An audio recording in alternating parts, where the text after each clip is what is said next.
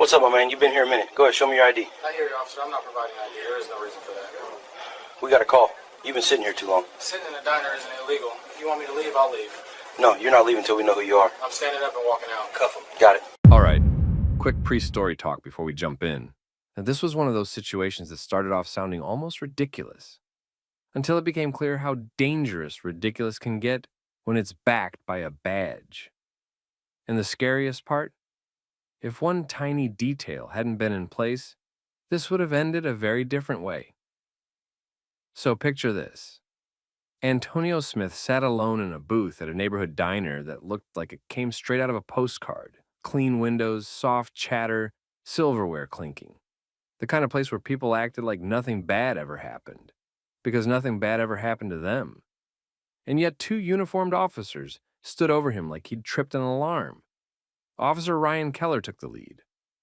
Officer Johnny Briggs hovered just half a step behind, angled like he was ready to move, if Antonio so much as blinked wrong.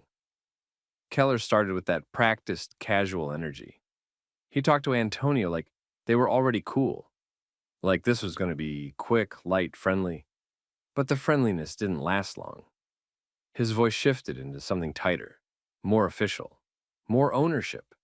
He told Antonio they'd gotten a call. Someone said Antonio had been sitting there, just hanging out for over an hour. Keller corrected himself and said closer to 90 minutes. Then he framed it like it wasn't really a question anymore. He said they couldn't be having that in this community. And right after that, Keller did what officers always did when they wanted the moment to tilt in their favor. He demanded ID, not asked. Demanded. He told Antonio to hand it over slowly, specifically to Briggs. He layered it with the usual warning about no quick movements. Like a man sitting in a booth deciding between breakfast and lunch had suddenly become a threat that needed careful handling. Antonio didn't raise his voice. He didn't puff his chest. He didn't perform anger for them to justify anything with. He stayed calm and polite and said he wasn't going to pull out his ID. And that one sentence changed everything. Keller treated the refusal like it automatically created a bigger issue, like declining to help them build a case was the same as committing a crime. He started talking about how this could turn into something else, how it could turn into charges, how they were going to identify Antonio one way or another. Briggs stayed quiet, but he leaned in just a little more, like Keller was winding up the words and Briggs was the tool that would finish the job. Antonio didn't argue the law in big speeches. He didn't insult them. He repeated himself calmly. He understood what Keller was saying. He was still not handing over ID. That was the moment where the whole diner felt like it held its breath. You know that feeling when normal life is still happening around you, but the air at your table is different? People kept eating. A server kept walking plates to tables. But a few heads turned and a few eyes lingered too long, like they were trying to figure out what Antonio had done to deserve this. Now, before we go further, drop where you're watching from. City, state, country, whatever. And if you like stories where people stay calm, under pressure, and still win through accountability, hit like and subscribe. Because this one is exactly about that. Staying steady while someone tries to bait you into being the problem. All right, back to it. To understand why this hit so hard, you have to rewind about an hour and a half. Antonio had walked into that diner like any other customer. No scene, no attitude. He'd picked a booth where he could see the door, the counter, and most of the room without turning his head too much. It wasn't loud or flashy. It was just intentional. He'd been calm, polite with staff, the type who said thank you like he meant it. And the thing is, diners like that loved calm customers. The regulars treated it like their living room. People sat longer than they ate. Folks camped out with coffee, refills, and laptops. Nobody called the police on that. But Antonio's black in a diner where community comfort was treated like a private club. At first, it was subtle. A long look from a man at the counter, a server hesitating a second longer than necessary. a woman glancing over and then quickly back to her phone, like she didn't want to be caught watching. Antonio didn't react. He didn't offer anyone a reason to escalate. He just sat, thinking, and flipping through food options like it was the most normal thing in the world. And in a way, that was the point. When Keller said he'd been there 90 minutes, Antonio didn't deny it. He didn't scramble to explain. He didn't start bargaining to make them comfortable. He just stayed calm and let the facts sit there. Keller kept building the story anyway. He claimed people were getting irritated.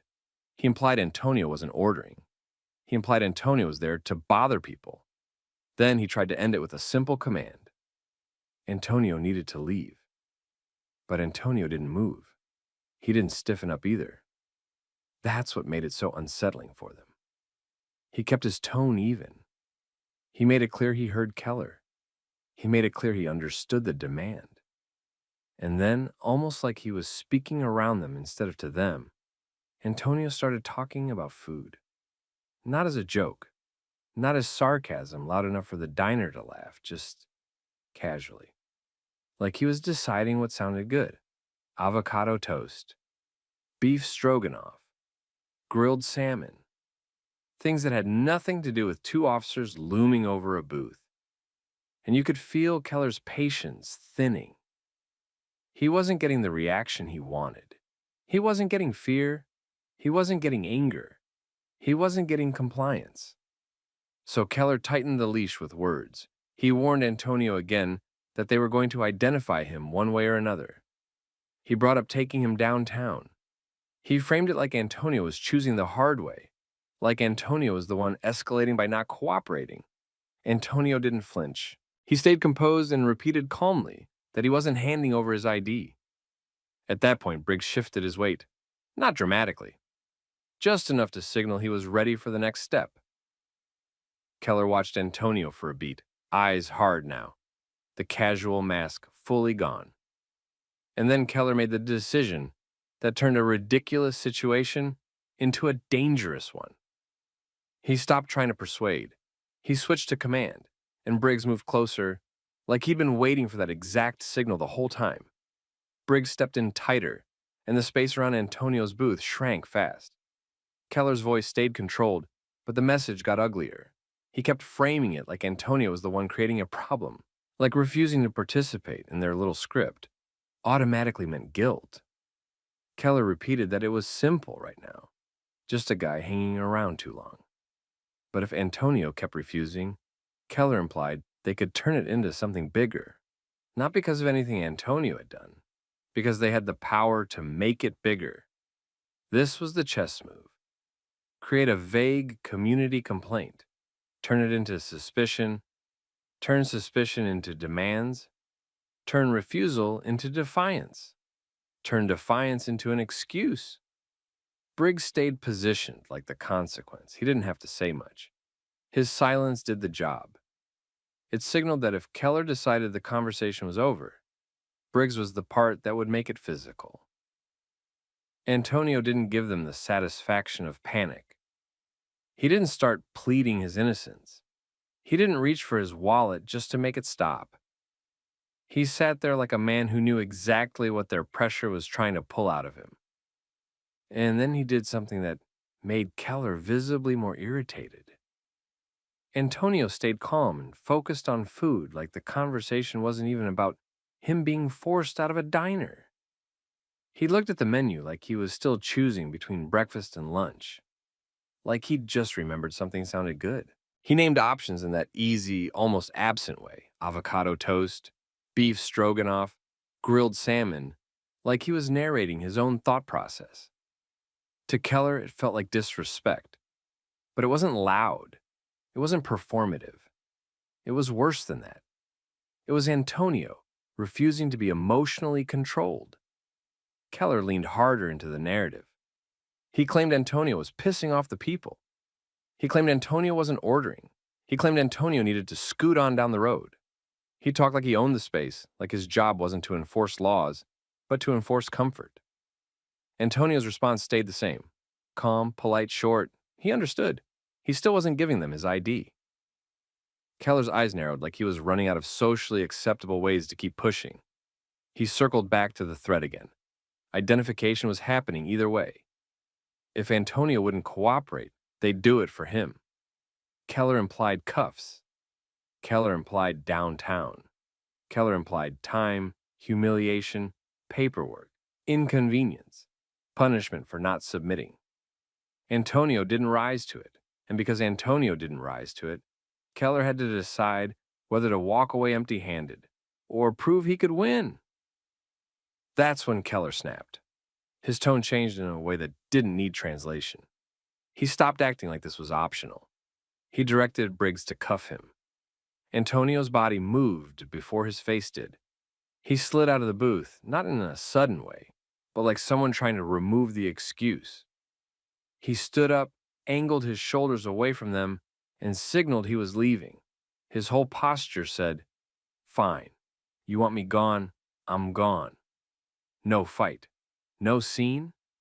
It should have ended right there. But Keller and Briggs weren't looking for an ending. They were looking for control. Briggs reached for Antonio anyway. It happened fast, but not chaotic. Briggs grabbed him and pinned the moment in place. Antonio didn't swing. Antonio didn't lunge. He didn't give them the resisting clip they loved to write later. His hands stayed visible, his face stayed calm. But Briggs held him like the decision had already been made. And immediately, almost automatically, Briggs started searching. Not a careful pat-down for safety. Not a clear explanation. Just hands moving to pockets with a purpose. Briggs checked one side, then the other, then went straight to a front pocket like he already knew where to look. And there it was. Briggs pulled out Antonio's ID. Keller's entire energy shifted the second the card was in view. He stopped talking like Antonio was an anonymous nuisance and started talking like Antonio was now a known quantity. Keller watched Briggs confirm the name, watched the little administrative victory land, and you could feel the satisfaction in the way Keller's shoulders settled. They got what they wanted. They proved they could. But that victory only lasted a breath. Because Antonio's expression changed, not into fear, not into anger, but into something colder. Like a person watching someone else step onto a trap they didn't even see. Antonio looked at Keller and Briggs the way you look at someone who just bragged about breaking something, not realizing it was expensive and very well documented. Antonio didn't have to raise his voice to flip the dynamic. He just let a few words land with precision. He implied he wasn't there as some random guy hanging out. He implied he was federal. He implied he was working something that required anonymity. And forcing him to identify himself, forcing him to be exposed in a public place, had just ruined an operation that wasn't theirs to touch. Then Antonio added the detail that made Keller's jaw tighten in a way he couldn't hide. The whole encounter was recorded, not a maybe, not a threat, a statement. And when Antonio said that, Keller's face did something officers hated doing in public. It hesitated, just a flicker. But it was there.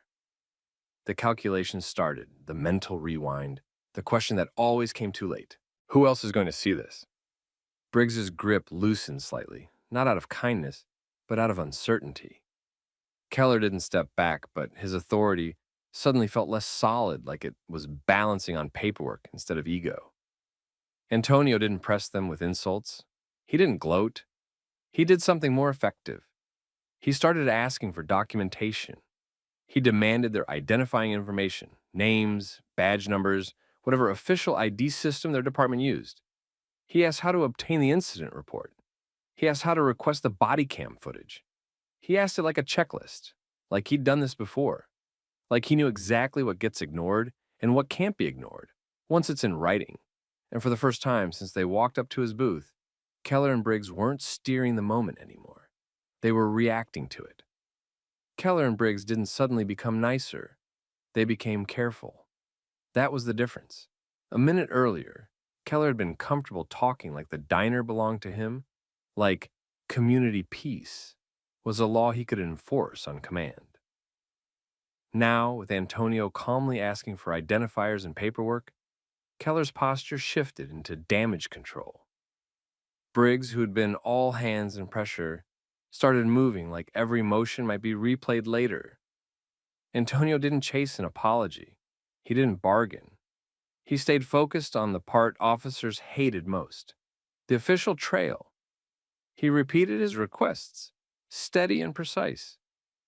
Their names, their badge numbers or department IDs, the process for getting the incident report, the correct way to request Bodycam footage, the contact information for the supervisor on duty, the details that turned a he said, she said into a case file. Keller tried to reframe the moment as routine. He tried to make it sound like this was normal community policing. But Antonio didn't accept the reframe. He kept the spotlight on the sequence: a call about a man sitting too long, a demand for ID without any clear crime, a threat of forced identification, then physical grabbing and a pocket search to get what they wanted. And the whole time, Antonio kept his voice even. No theater, no shouting, no "you're racist" speech to give them something to dismiss. Just the facts of what happened. That restraint mattered. Because in these situations, officers often survive not by being right, but by getting the other person to look unstable. Antonio didn't give them that. He asked one more thing that sealed it. He made it clear this wasn't going to stay in the diner. He indicated he had the encounter recorded. He implied his work required discretion. He implied their forced identification had interfered with something bigger than their shift schedule. He didn't need to over-explain. The uncertainty did the work for him. Keller couldn't tell if Antonio was bluffing, and that ambiguity made every decision Keller had made feel riskier. The officers eventually separated from him, not because they suddenly respected his rights, but because they could sense the ground changing under their feet. Keller and Briggs moved away with the tight, irritated energy of people who realized they'd pushed too far and now had to pretend they hadn't. Antonio didn't linger to trade words.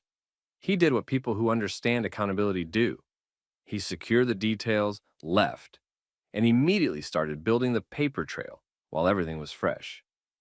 Over the next day, Antonio filed formal complaints through the channels that couldn't be shrugged off. He documented the time, the location, the behavior, the escalation, and the search. He requested the incident report and the body cam footage through the proper process. He also made sure the recording he had didn't just live on a phone. It went to the places that knew how to apply pressure, oversight, internal review, and the right legal contacts. And once the complaint existed on paper, it became harder for the department to pretend it was just a misunderstanding, because now they had to answer very specific questions. Why were officers dispatched to a diner over someone sitting too long in the first place? What exactly was the suspicion? What law did Antonio break by sitting quietly? What justified the demand for identification? What justified detaining him when he stood to leave? What justified searching his pockets for ID? The department could have tried to bury it if it was only his word. But it wasn't. The diner had its own cameras. The officers had their own body cams, and Antonio's recording captured the tone shift, the threats, and the moment physical control replaced conversation. That's the part people miss about these encounters. The moment an officer decides to win is usually the moment the evidence starts piling up against them. In the short term, the story moved through the community fast, not as a rumor, more like a warning. Diners and barbershops and group chats lit up with the same pattern people had seen before. Someone minding their business, officers creating a problem, then acting like the person caused it by not submitting. But this time, there was a difference. There was clean documentation. As the complaint circulated through the right channels, supervisors had to review footage, compare statements, and line up the timeline. And once the facts were pinned down, the department couldn't credibly defend Keller's framing that Antonio was a community issue. It looked like what it was: an escalation built on discomfort, not law. The internal review didn't need dramatic conclusions. It just needed to be honest about procedure. The outcome hit weeks later, the way these things usually do, quietly, officially, with formal language that still carried a loud message. Both officers were fired. Not suspended, not retrained, not moved to a different shift. Fired. And when people asked why, the answer wasn't complicated. They had used vague complaints as a reason to harass. They had threatened consequences for refusing a demand. They had detained and searched to force identification. And they had done it in a public place, over a man calmly sitting in a booth. Antonio didn't celebrate in public. He didn't tour the internet for attention. He treated it the way he treated the whole encounter, like a matter of record. But the ripple mattered. The diner staff changed how they handled concern calls. The department adjusted guidance around non-criminal complaints and ID demands. Supervisors reminded officers that it felt suspicious, wasn't probable cause. And in that neighborhood diner, where comfort used to function like a gate, people learned that comfort doesn't outrank rights. Here's the part to sit with. Antonio didn't win because he got loud. He won because he stayed calm, refused to be baited, and demanded documentation like it was oxygen. So let me ask you, if you were sitting there and two officers tried to turn your presence into a problem, would you have stayed that composed? Or would their pressure have pulled you into the exact reaction they were hoping for? Drop your thoughts in the comments, and if you've ever dealt with a situation like this, tell your story too. And don't forget to share this with someone who needs it. And subscribe for more story times where accountability shows up and dignity wins. Random secondary, step to the side. What indicator triggered that, and what's the selection method for random? Sir, you don't debate screening. Do what you're told. I'm complying. I'm asking for your full name and your Man ID in number. charge here. Empty your pockets and stop recording.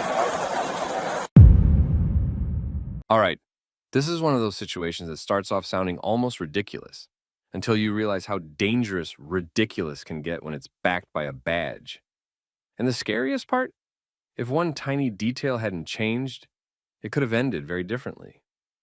Because on paper, this was a closed-door judicial conference, a room full of judges, a controlled venue, a standard security checkpoint. And yet a federal judge still got treated like a threat, purely off a random screening that got very unrandom the moment he asked basic questions. Holloway had stepped up to the checkpoint at the downtown convention center like everyone else. The scanner didn't beep. His bag didn't flag.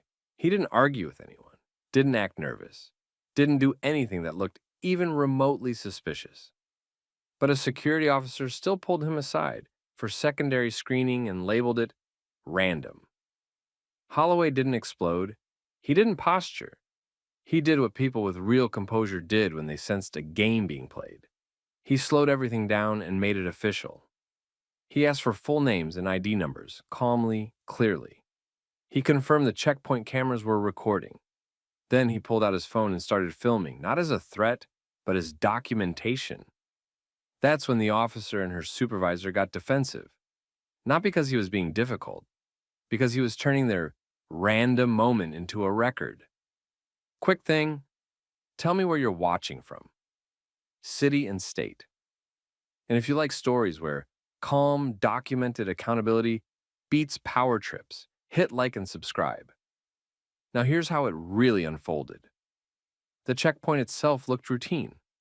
Stanchions, trays, scanners, uniformed staff moving people through fast. The kind of setup that trained everyone to keep walking and not ask questions. Holloway didn't give them a reason to stop him. Nothing on the equipment flagged, no alarms, no alert from the screen, no call out from another officer. Yet he was singled out anyway. The security officer told him he'd been selected for a random secondary screening. Holloway, still calm, asked what exactly had triggered it. What indicator, what policy, what selection method? The officer didn't answer with facts. She answered with attitude, and that was the first tell. The second tell was the supervisor. Instead of stepping in to clarify the process, the supervisor stepped in to back the officer's authority.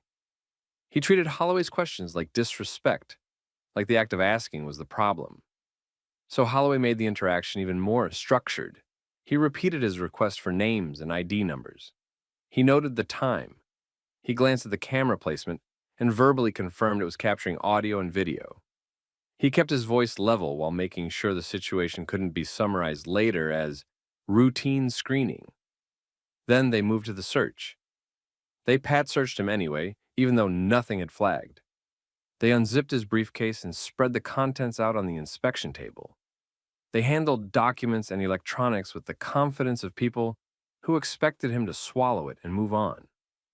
Holloway stayed composed and continued filming, and the deeper they dug, the more the tension changed. Because at some point, they hit a leather portfolio. Something about it, its formatting, markings, the seriousness of what it contained, made them slow down. Then the realization landed. He wasn't just some attendee. He was a judge. And it showed on their faces immediately. An instant flash of panic, the kind that happened when someone realized they'd been wrong in a way that could cost them. But instead of stopping, instead of correcting, instead of offering even a minimal apology, they doubled down. They kept searching like they needed to prove the search had been justified all along. Like backing off would be admitting the obvious, and then they crossed the line. They demanded Holloway power on his laptop. That wasn't a pat-down anymore. That wasn't secondary screening. That was access. Holloway didn't shout. He didn't make threats. He noted what was happening and kept his phone steady while an officer clicked through folders and opened sensitive court materials, documents that weren't supposed to be viewed at a public checkpoint by anyone without authority. And that became the moment the story stopped being about random screening and became about abusive process. They dragged it out, found nothing, and finally let him go with a clipped non-explanation. No apology, no accountability, just a push to get him moving so the line could keep flowing. They acted like the problem would disappear if he walked away, but Holloway didn't walk away from it. He walked into the conference and then quietly started building a case. He collected witness contact information from people who had seen the interaction and heard key parts. He wrote down times, names, and what each staff member had said. He requested preservation of security footage and screening logs before anyone could lose them. He filed formal complaints through multiple channels, so there wouldn't be one gatekeeper who could bury it. And that was the mistake they didn't realize they'd made at the checkpoint. They didn't just stop a man. They stopped someone who understood systems, records, and consequences. Holloway didn't make a scene at the conference. He didn't walk in and announce what happened. He did something more effective. He treated the checkpoint incident like the first page of a file. Within hours, he had a clean timeline. When he arrived, when he was pulled aside, how long the search lasted, who touched what, who ordered what, and the exact moment the laptop was accessed. He had names and ID numbers. He had witness contacts from people who saw the search stretch past secondary screening into something else. And he had his own video showing tone, procedures, and the refusal to give a real explanation. Then he moved to preservation. He sent written requests to preserve checkpoint camera footage, screening logs, and any random selection records tied to that time block, before anyone could claim it had been overwritten or wasn't retained. He included dates, time ranges, and the exact checkpoint lane. He made it impossible to misunderstand what needed to be saved. And then he filed complaints through multiple channels on purpose. Not one complaint, several. Because he understood how these systems buried problems. One inbox, one supervisor, one internal review that ended in silence. So he split the path. Venue security leadership, the conference's administrative authority, the contracted security company, if applicable, and the federal oversight bodies that cared when sensitive court material was accessed by unauthorized personnel. That's when the resistance showed up. The first responses tried to shrink the story. They framed it as a routine screening. They leaned hard on the word random. They avoided addressing the laptop access directly. They offered vague reassurance instead of facts. Holloway didn't argue emotionally. He answered structurally. He pointed to what the equipment did and didn't do. He pointed to the length and depth of the search. He pointed to the escalation after he asked what triggered the screening, and he put the laptop issue in writing as the center of gravity. Sensitive judicial materials had been opened at a checkpoint by someone with no authority to view them. That single point forced the matter out of customer service complaint territory and into security breach territory. Because now the question wasn't whether the staff had been rude. The question was who had accessed protected information and why. As soon as that was clear, the tone of the system changed. Not apologetic, cautious. Requests started coming back for his documentation. Someone asked for the witness contacts. Someone asked whether he still had the video. Someone asked whether he could identify which checkpoint camera was facing the inspection table. And behind the scenes, they did what institutions always did. When a complaint looked expensive, they started searching for patterns.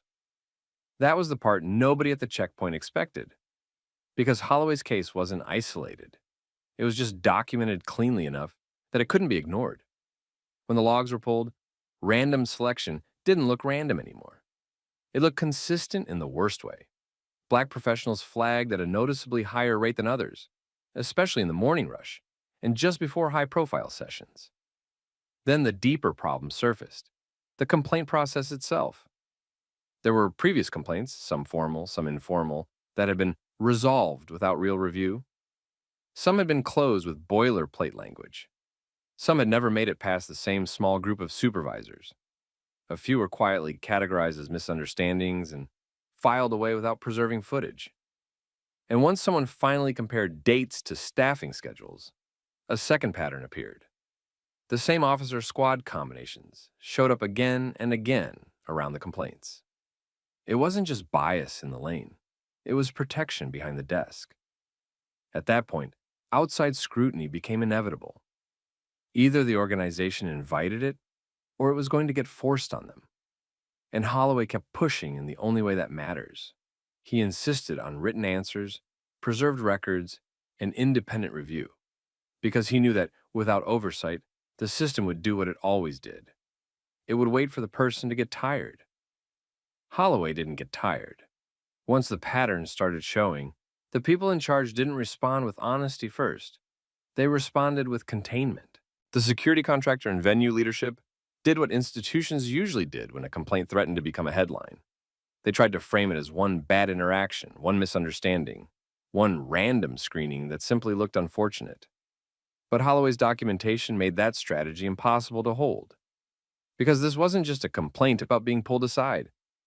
It was a complaint that included preservation requests, witness names, timestamps, and a clear allegation that sensitive court materials had been accessed at a checkpoint by personnel with no authority. That forced escalation. Internal reviewers were suddenly required to answer questions they normally avoided. Who ordered the laptop power on?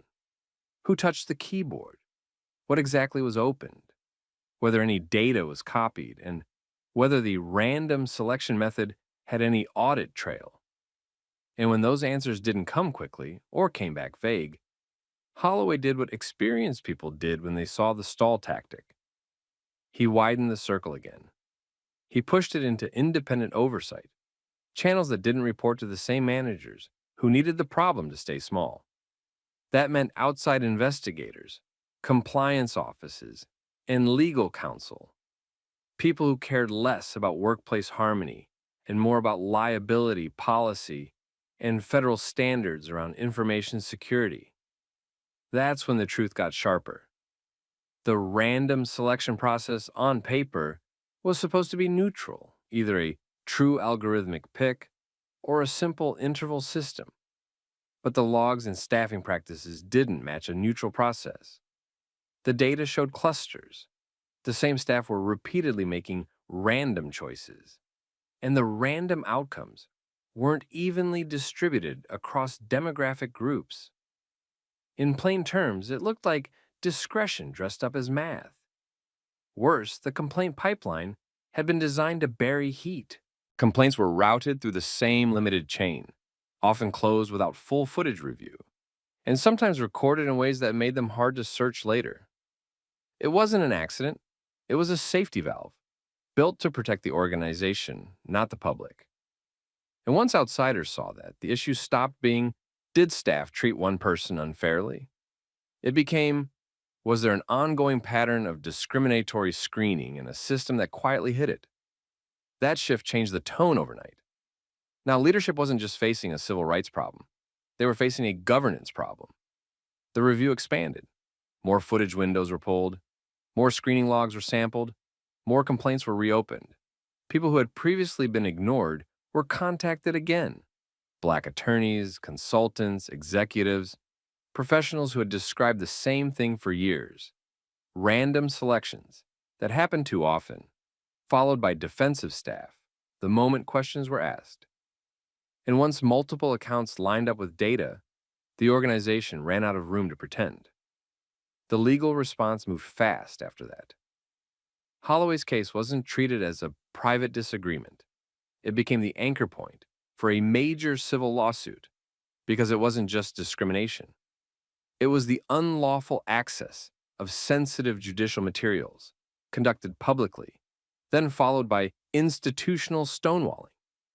The suit did what lawsuits often did when internal systems failed.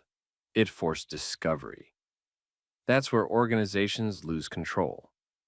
Because discovery demanded emails, training materials, policy drafts, internal complaint notes, staffing schedules, and the decision trail behind which footage was preserved and which wasn't.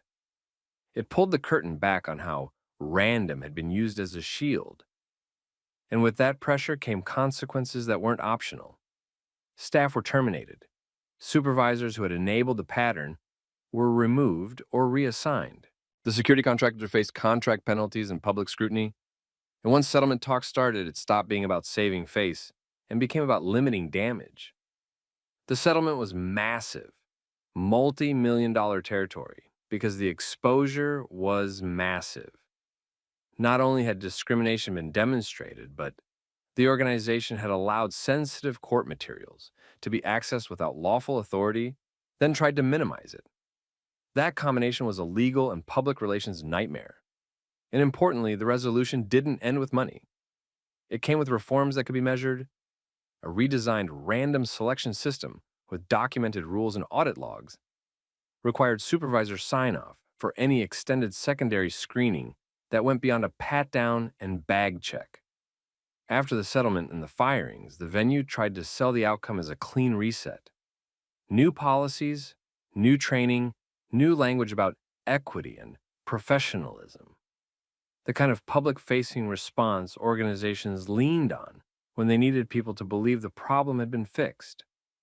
But the people who'd been randomly selected for years didn't measure change by slogans. They measured it by what happened at the checkpoint. And the checkpoint did change because now it had oversight built into it. The random selection process was no longer something a screen could claim while a human quietly chose.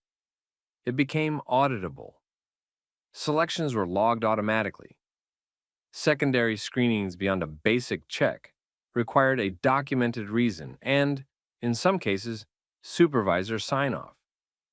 Camera retention rules tightened.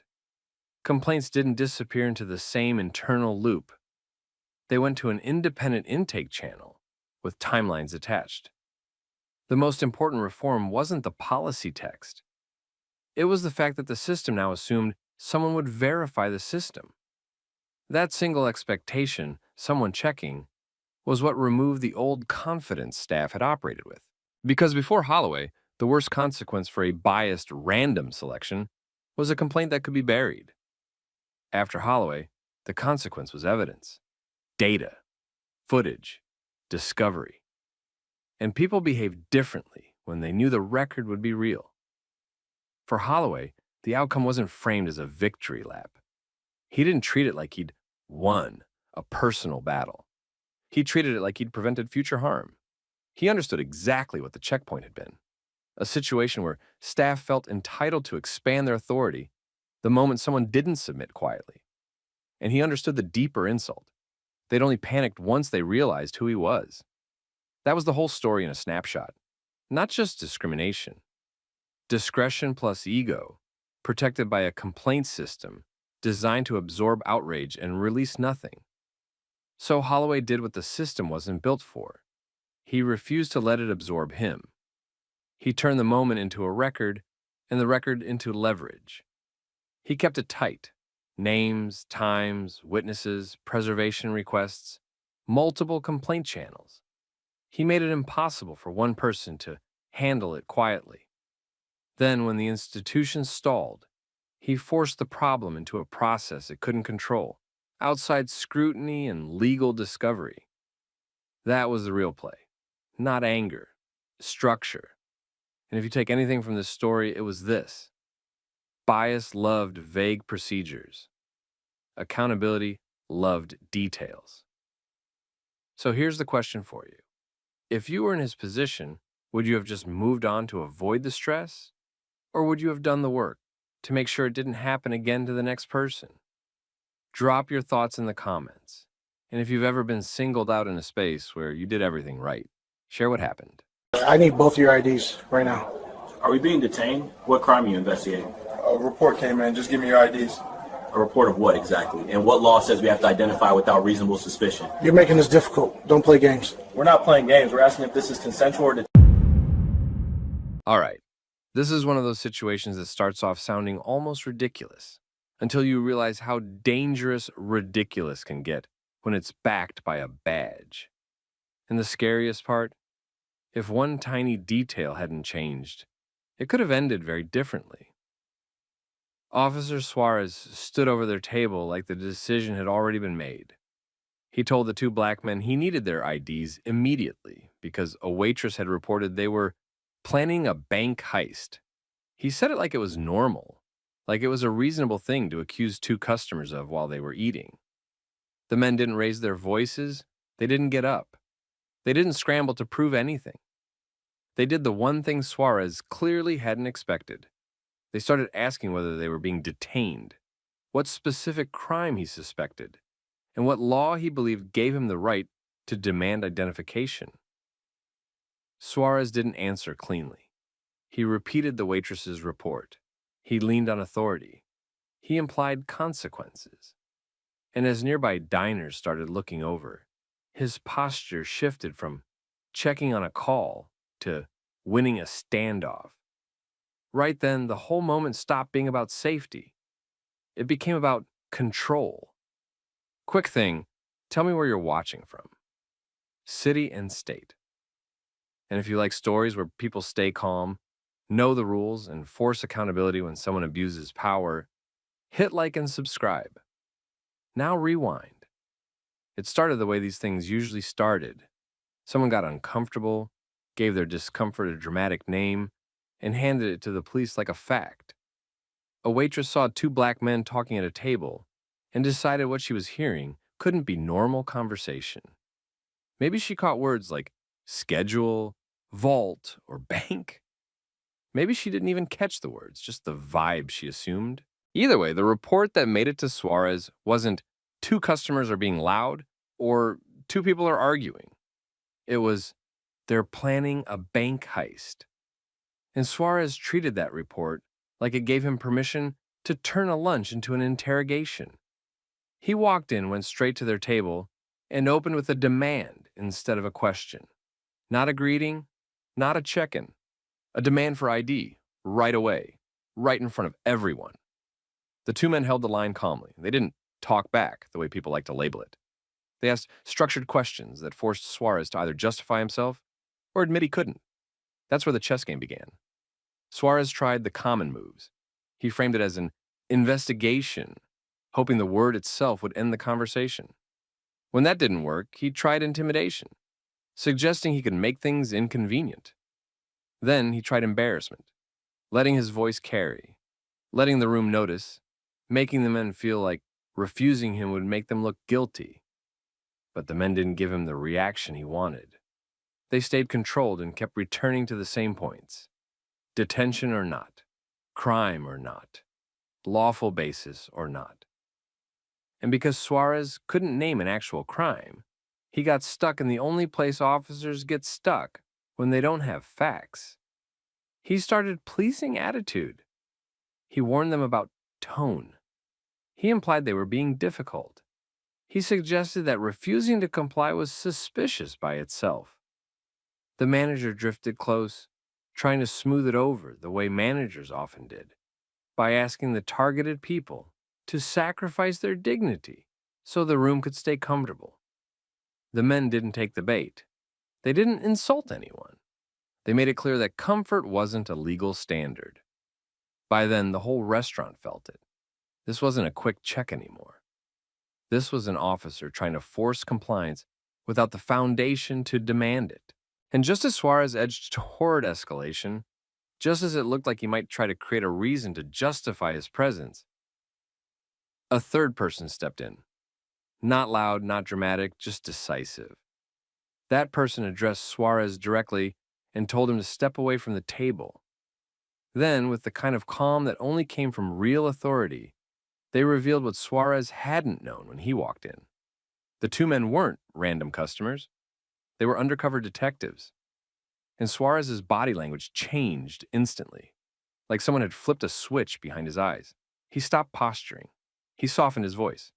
He began backing out of the moment he'd built, because now it wasn't just two black men refusing to be bullied.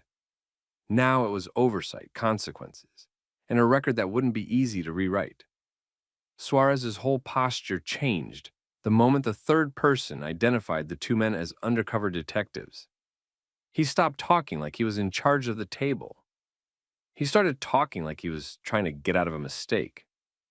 The third person, calm, clipped, clearly not there to debate, asked Suarez the same question the men had been asking the entire time. What specific articulable facts gave him reasonable suspicion that a crime was happening? Suarez didn't have anything new. He went back to the waitress report again, but now it sounded weaker, because the room had already watched him build an entire confrontation on it. That was the point the detectives didn't even have to say out loud.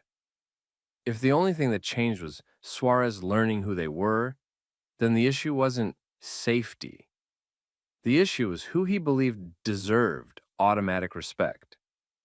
Suarez tried to pivot into polite professionalism. He said he was just responding to a call. He implied it was routine. He tried to make it sound like he would have treated anyone the same, but his own behavior contradicted him in real time. Before the reveal, he had been firm, impatient, and ready to escalate over a refusal to identify. After the reveal, he got careful. His voice lowered, his hands stayed still. He started apologizing, and the detectives didn't reward it with friendliness. They didn't threaten him. They didn't raise their voices. They didn't perform for the restaurant. They held him to the standard he'd avoided: facts, not feelings. Through the narrator's lens, it was simple. The detectives kept their questions tight and gave Suarez no emotional material to twist into aggression. They kept the interaction on the record. They made sure the third person heard the full timeline. Suarez's demand, his inability to name a crime, his pressure tactics, his tone shift. That's also when the environment changed. You could feel diners recalibrating. The same people who were nervous a minute earlier now looked at Suarez differently. A couple of phones stayed up, not because the moment was dramatic, but because it was educational. This was what it looked like when authority got audited in public. Suarez's exit was quick. He backed away from the table, gave another short apology, and left the restaurant without IDs, without names, and without the compliance he'd tried to force. And because it ended quietly, some people would have wanted to call it no harm done. But the detectives didn't treat it like that. They treated it like evidence. Because they knew what almost happened. A patrol officer had walked up to two black men eating lunch, accused them of plotting a serious felony based on a vague report, demanded identification without clear lawful basis, and escalated the interaction when they asked basic questions. And the only reason it stopped cleanly was that the men at the table were law enforcement too. That part mattered more than the apology. After the restaurant, the accountability chain started the way it always started, when someone smart refused to let the moment disappear. First came documentation. The third person who stepped in made sure the incident was noted immediately, who responded what the initial call claimed, what was observed on scene, and what Suarez could or couldn't articulate. Dispatch logs existed, that bank heist call existed. If there was body camera footage, it existed too, and it captured the shift, demand, pressure, vague justification, and then the sudden politeness when status was revealed. Then came the complaint. The detectives didn't file it because they felt insulted. They filed it because they understood what the same encounter would look like for two regular black men with no backup, no chain of command walking in, and no reason for Suarez to suddenly become careful. They framed it the way complaints that stick are framed. Not emotion first, but policy first. Consensual encounter versus detention, reasonable suspicion, demanding identification, threatening consequences for refusing an unlawful demand. And most importantly, how the officer's tone and behavior changed only after learning who the men were. That last piece was hard to explain away, because it raised the question supervisors hate having to answer. If the officer was willing to push this far on the public, what did he do in private when no one recorded him? Once the complaint hit the system, Suarez couldn't outrun the paper trail. The supervisors didn't need a dramatic investigation to understand the core problem. The call itself was already thin, planning a bank heist with no concrete details. Then the footage and logs showed what happened next. Suarez walked in, skipped straight to demanding IDs, and couldn't clearly explain a lawful basis when the men asked if they were being detained. That sequence mattered because it turned the situation from checking on a suspicious person call into detaining people based on a feeling. And the department had to treat that seriously, because this wasn't some hidden hallway moment. It happened in public, in a business, with witnesses. In modern policing, public moments are never just public anymore. They're recorded, requested, reviewed, and compared. So the review centered on three things. 1. What dispatch actually received. They checked what the waitress said, how it was coded, and what details were included. A real heist report should have specific indicators, names, a weapon mention, maps, threats, casing behavior, anything. This call didn't. It was essentially a dramatic interpretation of two people talking. 2. What Suarez observed for himself. Supervisors looked for the part where Suarez could articulate, "I observed X, which led me to suspect Y." That part was missing. He relied on the report and then tried to force compliance when questioned. 3. How he escalated and why he de-escalated.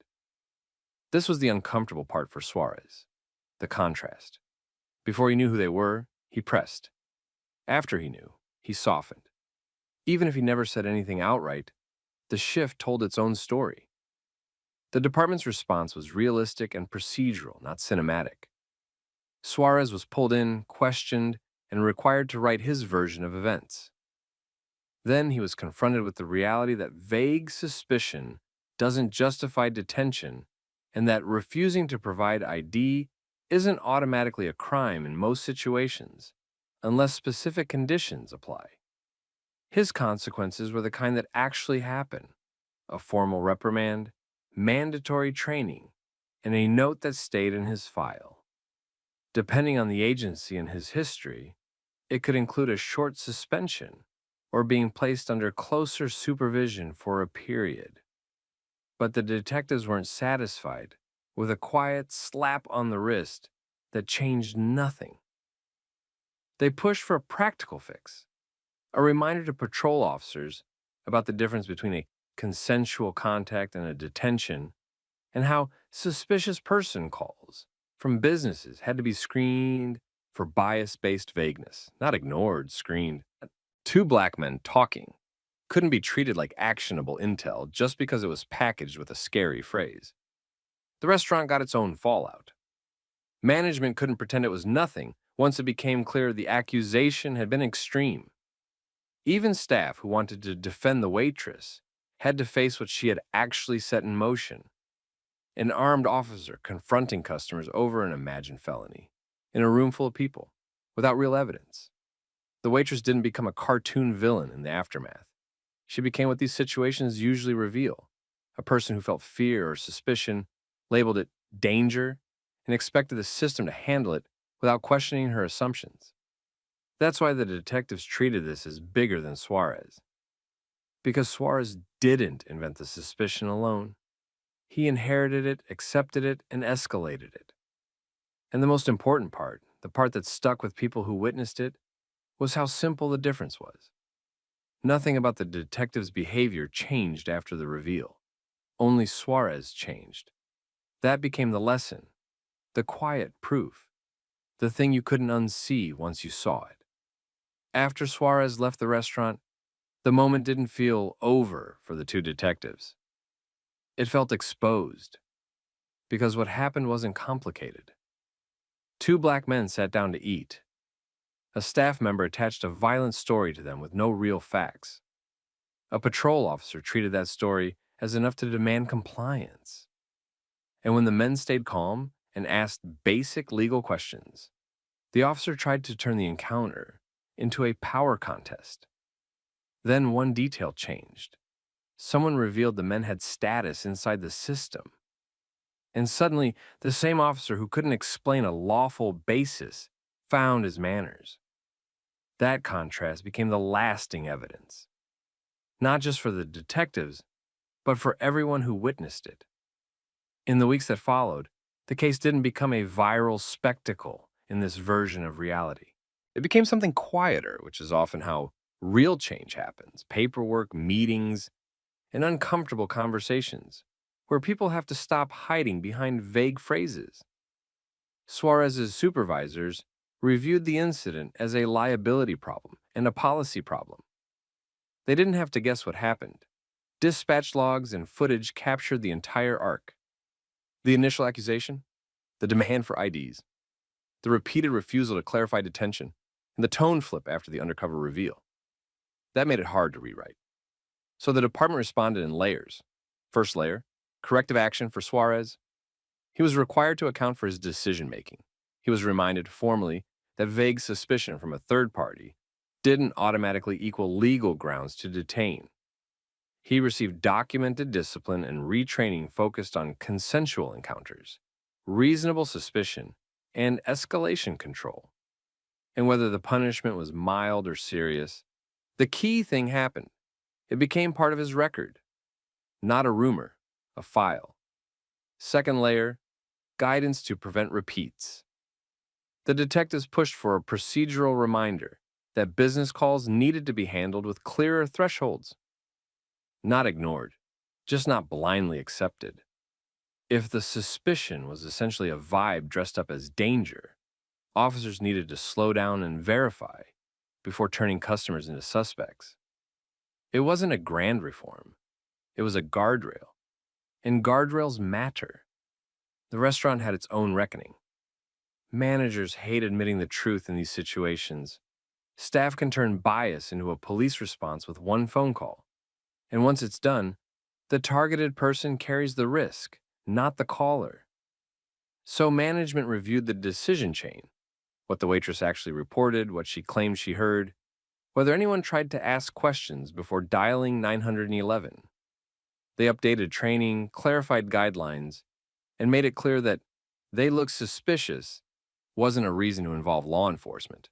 The waitress faced consequences that fit real workplaces, coaching, discipline, and a new understanding that her assumptions could have gotten someone hurt. She may not have intended harm, but intent didn't erase impact. And after that, the restaurant staff had to live with the uncomfortable reality. Their dining room had been the stage for a double standard. For the detectives, the outcome wasn't satisfaction, it was clarity. They'd handled the confrontation the way they'd been trained to handle dangerous uncertainty. Stay calm, stay structured, don't give the other side emotional fuel, and keep forcing the interaction back to objective rules. But privately, they couldn't ignore the part that haunted the whole thing. If they weren't detectives, if they were just two regular black men with normal jobs, Suarez might have pushed it further. He might have demanded they stand, might have searched them, might have decided non-compliance was the crime. And later, he might have written it up in a way that sounded clean. That's why they filed the complaint anyway.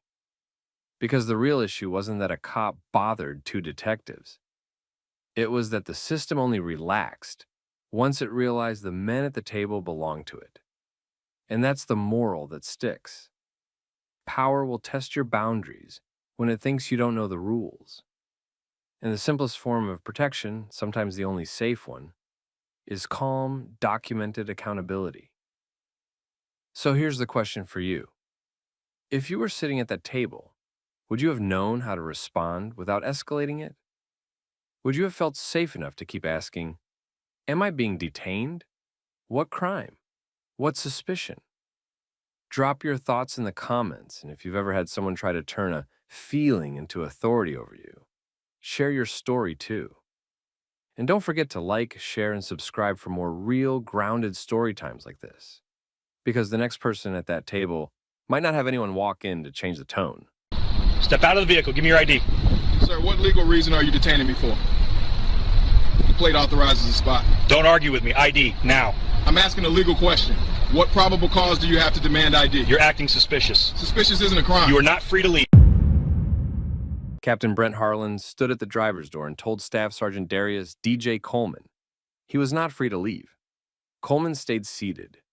He kept his hands visible. He asked what legal reason supported detaining him. Harlan did not give a clear offense. He treated Coleman's questions like the problem.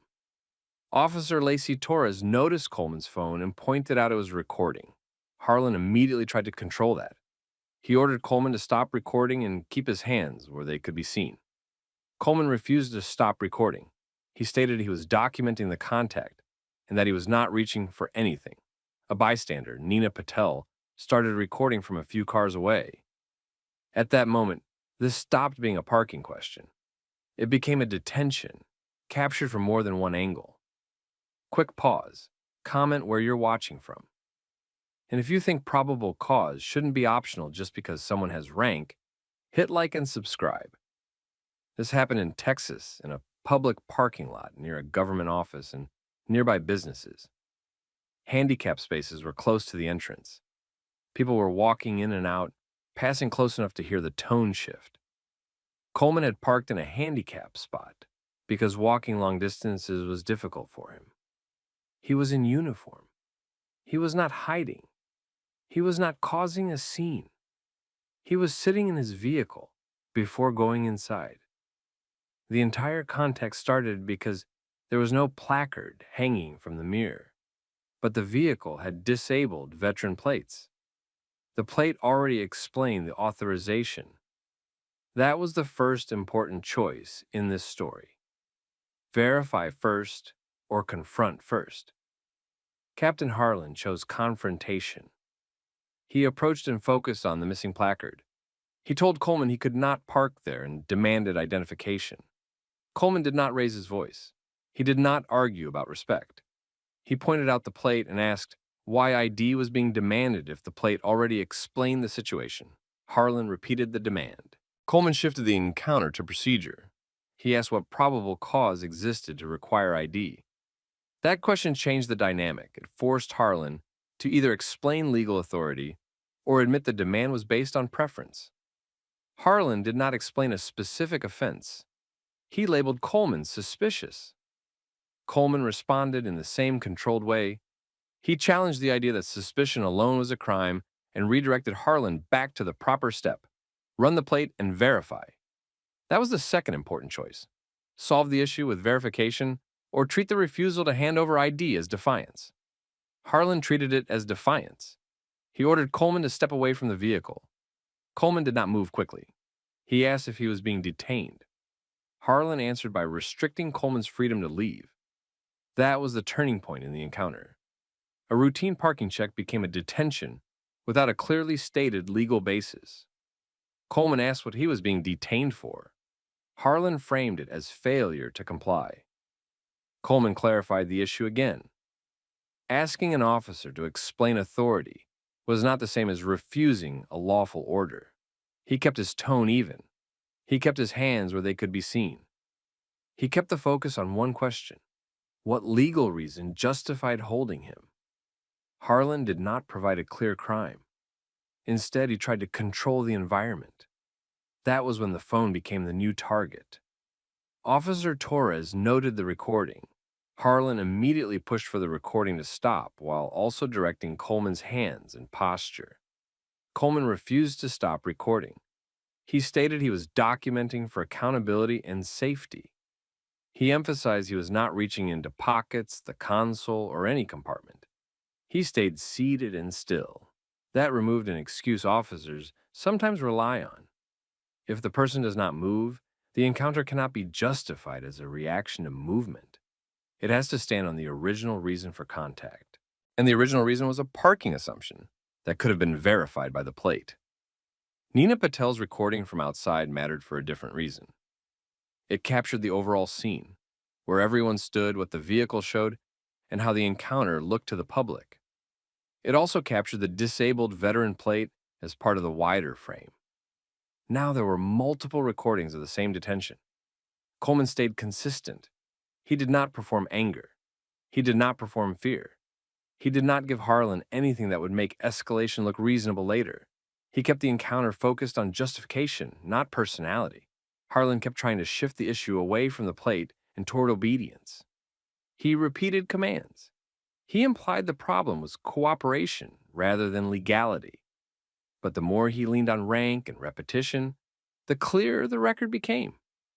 This was a detention built from a misunderstanding, then held in place because Coleman asked lawful questions. Captain Brent Harlan kept the detention active and tried to reframe the situation so it looked like Staff Sergeant Darius D.J. Coleman was the problem, not the initial mistake. Harlan repeated the same point about a placard and treated the disabled veteran plate like it did not settle the issue. He kept coming back to one demand: identification. Coleman did not argue about respect or tone. He stayed seated, kept his hands visible, and repeated two questions in order: whether he was being detained and what specific legal reasons supported it. Harlan did not name a clear offense. He tried to build one. He shifted from parking to behavior. He implied that Coleman's refusal to provide ID was non-compliance. Then he implied the recording itself was escalating the contact. Officer Lacey Torres watched the way the detention was developing. She stayed near the captain but did not mirror his intensity.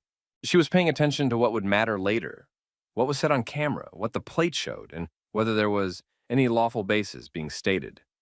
Harlan issued more directions. He tried to control Coleman's hands, posture, and phone at the same time. The commands were structured to create a simple story. The officer gave instructions the citizen refused, and that refusal justified escalation. Coleman refused to give him that story. He stated he was documenting. He stated he was not reaching for anything. He stated he was keeping his hands visible on purpose. He stayed still so there would be no excuse to claim sudden movement or a safety threat. That forced Harlan to rely on the original reason for the stop, and the original reason was a parking assumption that could be checked immediately. Nina Patel continued recording from outside. Her angle showed the broader scene, where the officer stood, where Coleman's hands were, and the vehicle's disabled veteran plate in the frame. At that point, Torres made a suggestion in a low voice: verify the plate through dispatch. It was the simplest off-ramp. It also limited damage. If the plate verified, the detention ended. If it didn't, enforcement became straightforward. Harlan resisted that off-ramp for a moment. His focus was not verification, it was control. He acted like Coleman's calm questions were defiance and acted like compliance was the goal. Coleman stayed consistent. He told Harlan to run the plate. He made it clear that if there was a real violation, verification would show it. Harlan finally did what he could have done at the start. He radioed dispatch and ran the plate. The response came back consistent with what the plate already indicated. The disabled veteran's status was legitimate. The vehicle was tied to Coleman. The parking authorization was not in question. At that moment, Harlan had a choice. He could end the detention cleanly and admit the contact was based on a misunderstanding. Or he could try to protect his ego by shifting the reason after the fact. He tried to shift it. He began talking about policy instead of law. He implied that even if the plate verified, Coleman still had to provide ID because he had been asked. He tried to make the central issue Coleman's cooperation, not the captain's decision to detain without a stated offense. Coleman did not debate in circles. He asked one follow-up that forced clarity. If the plate was verified and no crime existed, what legal basis remained to keep him detained? Harlan could not answer that without admitting the detention was being used to punish Coleman for asking questions. Torres stepped in again, more direct this time.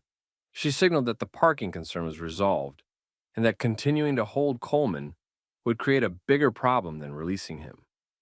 Harlan's posture shifted. He backed out of the detention in a controlled way, trying to make it look like a normal conclusion rather than a retreat. He told Coleman he could go, but he tried to leave a warning behind, as if the lesson was cooperation rather than legality. Coleman did not accept that framing. He stated the key point without raising his voice. The plate had been the answer from the beginning, and this had escalated because verification was skipped.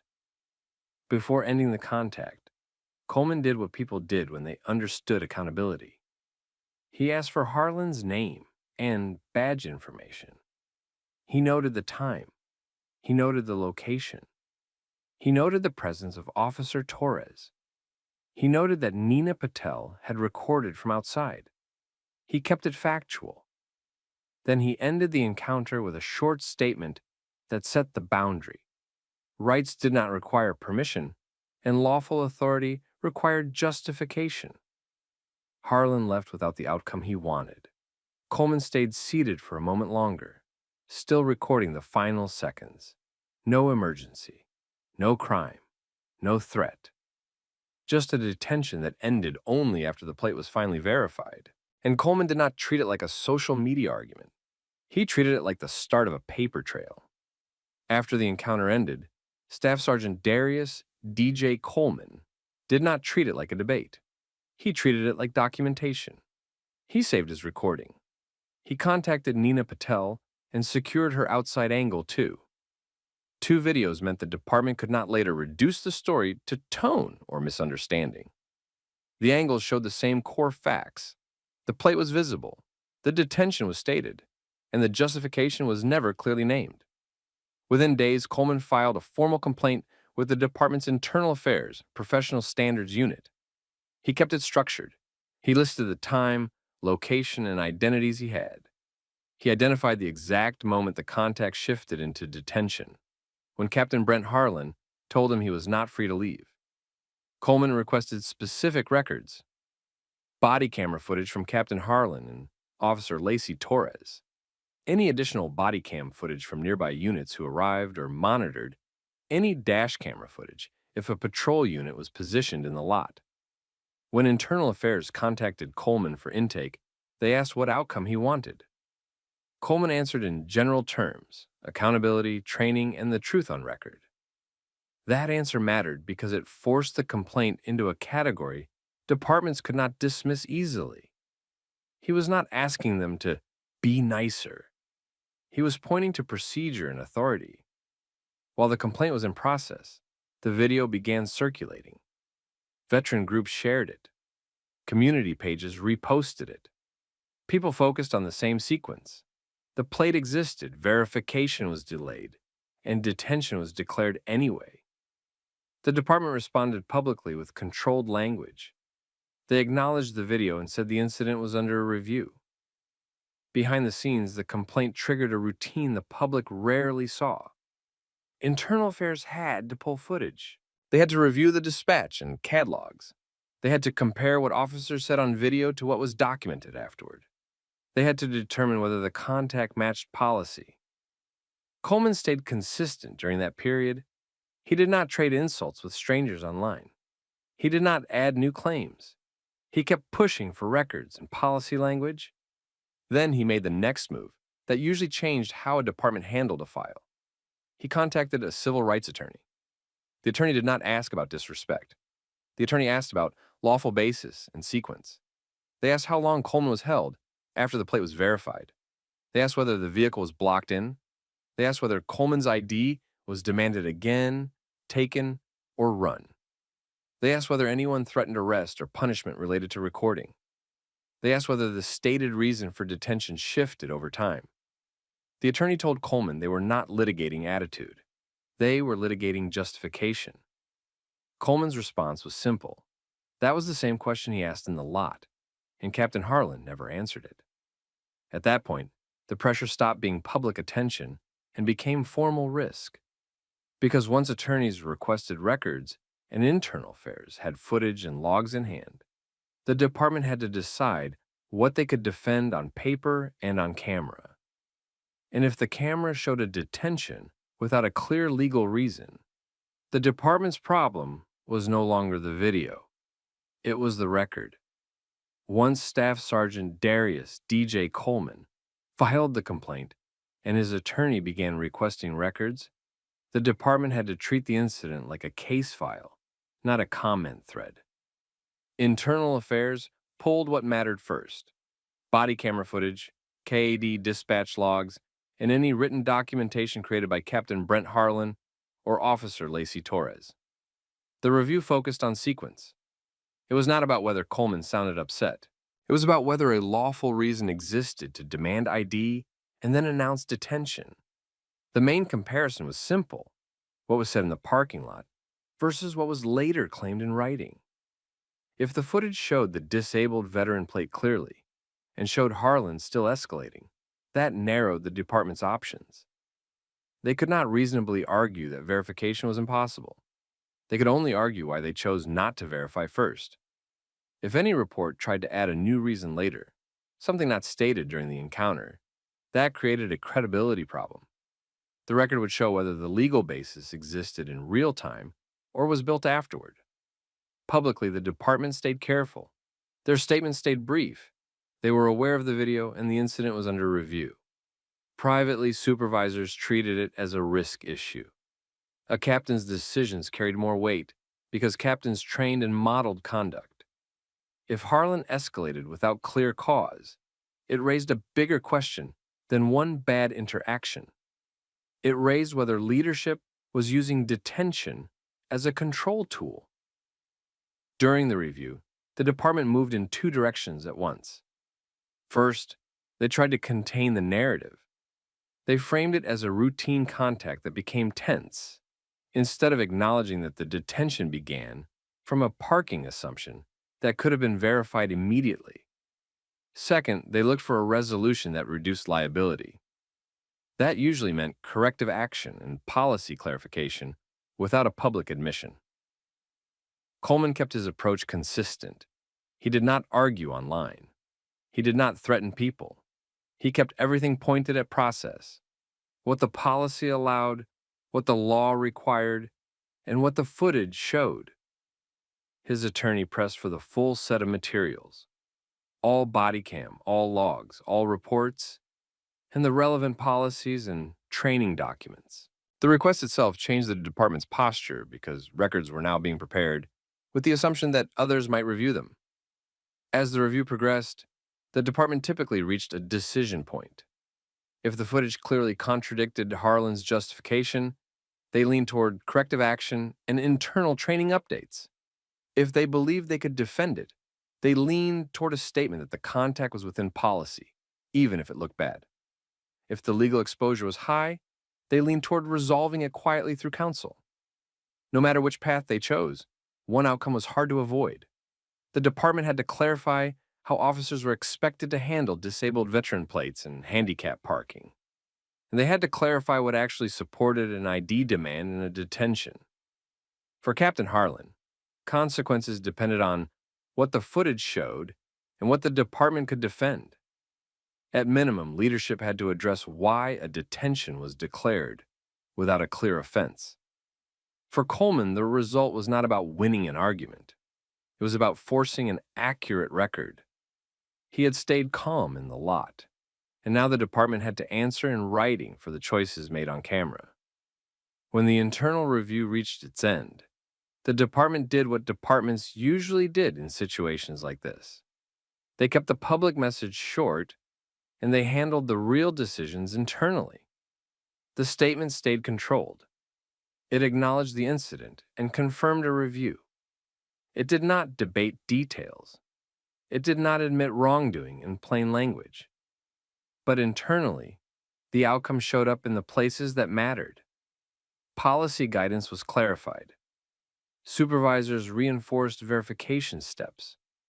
The department emphasized that handicapped parking concerns required confirmation before escalation, and that disabled veteran plates were not optional information to ignore. They also clarified how officers were expected to handle ID requests and detentions. If an officer could not articulate a lawful basis, the contact could not be treated like a detention just because the person asked questions. That part was not theoretical.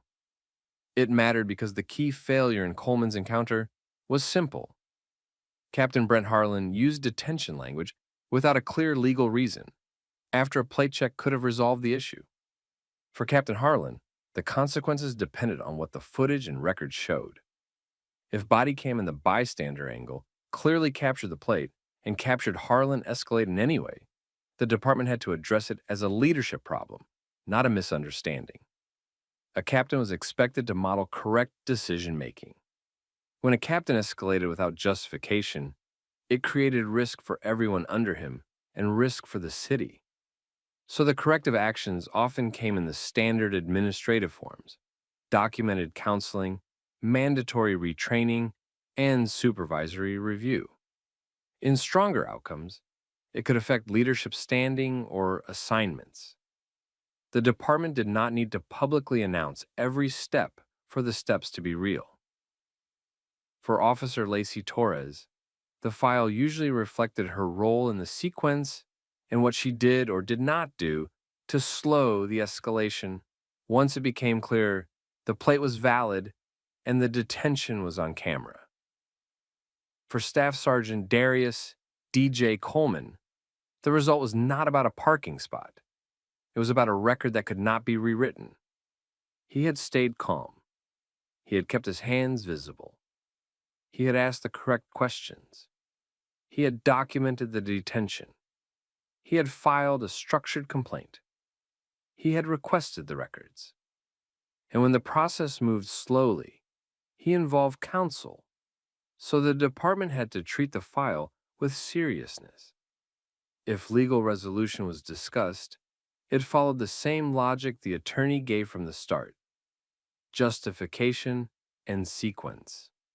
Not attitude, not tone, not whether the veteran could have made it easier. The question was whether the department could defend a detention that began from an assumption and continued without a stated legal basis. Even when departments avoided public admissions, the practical outcome was clear. Guidance changed, oversight tightened, and the behavior that created the problem became harder to repeat quietly. And that was the point. Coleman did not win by getting louder. Coleman won by staying controlled and creating a record that forced accountability. Because the moment an officer says a person is not free to leave, the burden shifts. The system has to justify that restriction with something real, not a label, not irritation, not rank. So here's the question. If you were in Coleman's position and a captain told you that you were not free to leave, but could not name a lawful reason, what would you do? Hand over ID to end it fast, or keep asking for justification on the record? Drop your answer in the comments. And if you've been in a situation where power was used instead of procedure, share what happened. And if you want more stories like this, realistic, modern, and focused on oversight and accountability, hit like and subscribe so you don't miss the next one.